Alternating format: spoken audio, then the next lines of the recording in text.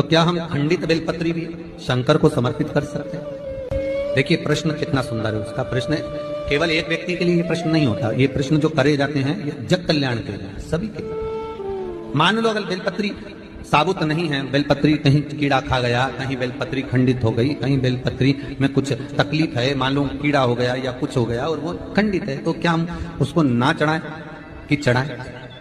और बेलपत्री मिल ही नहीं रही और बेलपत्र हमें प्राप्त ही नहीं है, ऐसी दशा में हम क्या कर सकते हैं? कितना सुंदर कहा इस महापुराण की कथा में कि हम ये भी नहीं कह रहे कि बेलपत्र आप समर्पित करें। अगर बेलपत्र खंडित है, टूटी पड़ी है और आपके पास में नहीं है, तो शिव जी की चढ़ी हुई बेलपत्र को धोकर शंकर पर चढ़ा दें। उसने दूसरा प्रश्न लिखा, मान लो मंदिर में भी बेलपत्र नहीं हो तो? बहुत अच्छी प्रश्न है ये।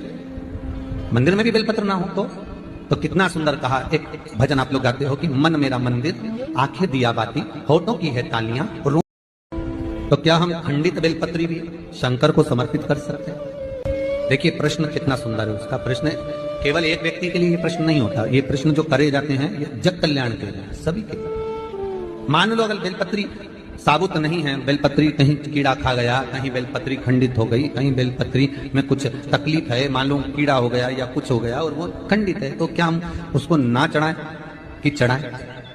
और बेलपत्री मिल ही नहीं रही और बेलपत्र हमें प्राप्त ही नहीं है, ऐसी दशा में हम क्या कर सकते हैं? कितना सुंदर कहा इस महापुराण की कथा में कि हम ये भी नहीं कह रहे कि बेलपत्र आप समर्पित करें। अगर बेलपत्र खंडित है, टूटी पड़ी है और आपके पास में नहीं है, तो शिव जी की चढ़ी हुई बेलपत्र को धोकर शंकर पर चढ़ा दें।